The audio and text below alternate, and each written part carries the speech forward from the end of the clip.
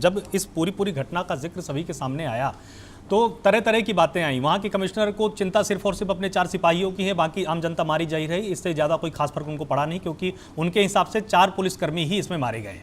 सबसे बड़ी बात यह है कि ये आरोप भी लगा दिया गया कि जनता में तमाम ऐसे लोग शामिल थे या उस जुलूस में तमाम ऐसे लोग थे जिन्होंने शॉटगन का इस्तेमाल किया। क्या ऐसा संभव है कि लोग शांतिपूर्वक धरना दे रहे थे, शोक सभा में थे और वो शॉटगन लेके गए होंगे कि भाई हमारा लक्ष्य है कि पुलिस वालों को जाकर मारना है, और अगर ऐसा करना है तो रात का समय सबसे ज़्यादा बेहतर हो सकता है, उसके लिए शोक सभा का समय वो लोग क्यों चुनेंगे? क्या पाकिस्तान के हाथ से पीओके का नियंत्रण धीरे धीरे अब इतना कमजोर हो गया है कि अब उसको एकमात्र रास्ता दिख रहा है कि सिर्फ और सिर्फ शक्ति का प्रयोग किया जाए, बल का प्रयोग किया जाए, लोगों की हत्या की जाए ताकि लोग डर जाएं? क्या अब यही परिस्थितियां हैं?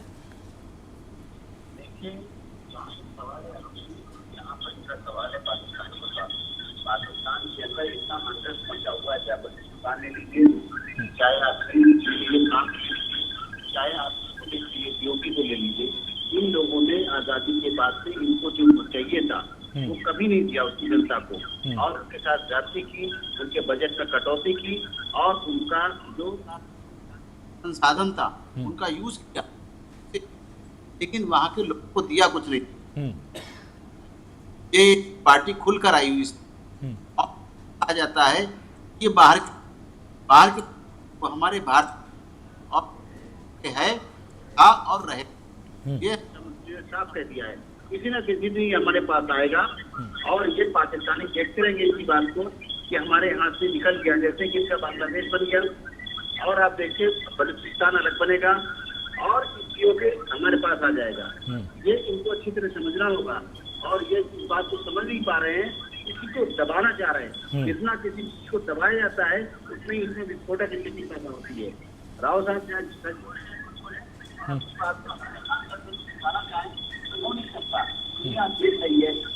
इंटरनेशनल लगी हुई है, यूएन नेशन देख रहा है, अंतर्राष्ट्रीय ला का पालन किया जा रहा है। इस तरह से झूठ बोलने का काम है राव साहब।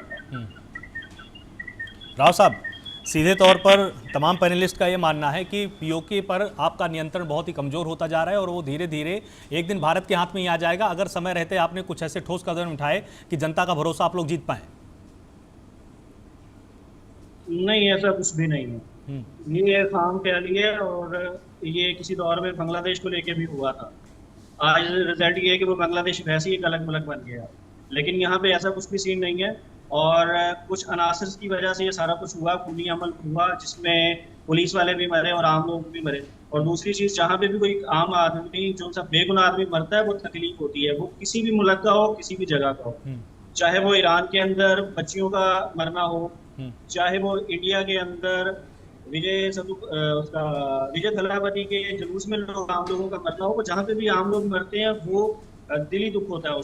पहलगाम में जो आम लोग मरे उसको लेकर आपका क्या कहना है? जो जितने भी अनासर हैं ये झूठी हैं, ये बुनियादी तौर पर सिर्फ और सिर्फ पीओके का सुकून बर्बाद करने की कोशिश है। और आप देख लेंगे ज्यादा ज्यादा एक दिन के अंदर ये सारी चीजें डिसॉल्व भी हो जाएंगी, और उसके बाद इनके पीछे जितने लोग हैं जो इनको फंड करते रहे हैं, जो इनको ऑपरेट करते रहे हैं, जो इनको इंस्ट्रक्शन देते रहे हैं, वो भी एक्सपोज हो जाएंगे, जो कि हर दफा की तरह होता ही है।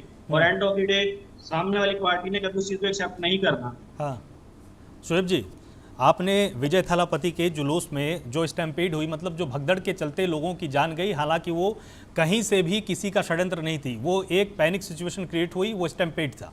जो पहलगाम के अंदर भारत में घटना हुई, आम इंसान तो उसमें मारे गए थे, उसको लेकर आपका क्या कहना है? इस करके आम लोगों को पुलिस के सामने, रेंजर्स के सामने खड़ा करने की कोशिश की गई है, लेकिन ऐसा नहीं हुआ। यहाँ पे भी सेम सिचुएशन ही बनी है, लेकिन नहीं, पहलगाम में क्या हुआ? पहलगाम के बीच में चूंकि एलओसी और एलओसी के साथ पाकिस्तान से आए आतंकियों ने लोगों का धर्म पूछकर यहाँ पर मार दिया, उसको लेकर तो आप एक बार भी आप अपना दर्द आप प्रकट नहीं कर रहे हैं, क्योंकि आपको मालूम है कि वो लोग पाकिस्तान में छिपे हैं। नहीं, जो पहलगाम में घटना हुई उसमें आपको आखिर वो ह्यूमन एंगल क्यों नहीं नजर आता? बिल्कुल एक्सपोज हो जाएंगे।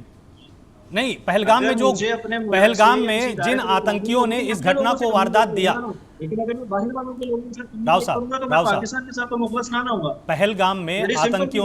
पहलगाम में आतंकियों ने जिस तरह की घिनौनी हरकत को अंजाम दिया, उसके बारे में आपकी क्या राय है? आपकी सारी वॉइस ब्रेक हो चुकी है। पहलगाम में आतंकियों ने लोगों का धर्म पूछकर जिस तरह से हत्या की, उसके बारे में आपकी क्या राय है? बहुत ही आसान सवाल है मेरा। उसके ऊपर मेरी बड़ी दो टॉक मौकफ है कि जनाब वो दुर्वा राठी साहब ने जो चीज बयान की थी वो बिल्कुल ठीक की थी। उनका जो मौकफ था दुर्वा राठी का, मेरा सेम वही देखिए, मौकफ है। अब आप कैसे लोकतंत्र में है कि आप दूसरे मुल्क में हुई हिंसक घटना की आप आलोचना अपने पाकिस्तान में बैठ के नहीं कर पा रहे। ये कितनी बड़ी मेरे लिए चौंकाने वाली बात है। मैं हिंदुस्तान में बैठकर, मैं नई दिल्ली के अंदर बैठकर, मैं पाकिस्तान के पीओके में हुई घटना को लेकर जिस तरह से मैं अपना बयान दे पा रहा हूं कि चलिए पीओके भारत का हिस्सा है, हम इसको मानते हैं, लेकिन फिलहाल आप अपना दावा वहां पर पेश करते हैं। मैं नई दिल्ली में बैठकर ये साफ तौर पर कहता हूं कि जो भी घटना हुई है वो बहुत ही शर्मनाक हुई है। आप पहलगाम की घटना के लेकर पाकिस्तान में बैठकर आतंकवादियों के बारे में आप एक शब्द नहीं बोल पा रहे हैं, आप दूसरे का बयान मुझे बताने लग गए। आपका क्या मानना है? अगर वाकई ही वो टेररिस्ट एक्टिविटी थी, वाकई अगर वाकई ही वो टेररिस्ट एक्टिविटी कैसे थी, नहीं था टेररिस्ट अटैक? तो मैं क्या उसको कभी कोई आम अपराधी बिल्कुल आम अपराधी मैं उसको धर्म बिल्कुल पूछकर गोली मारेगा? एक आम आदमी को टेररिस्ट का मारना मेरे नजरिए के मुताबिक बोको हरम का आपने कभी नाम सुना है? बोको हरम, राव साहब, बोको हरम का कभी आपने नाम सुना है? बोको हरम, होगा, मैं उसके खिलाफ हूँ। बोको हरम का आपने कभी नाम सुना है? बोको हरम का, बोको हरम एक जाना माना आतंकी संगठन था जिसने सबसे पहला यह प्रयोग किया था।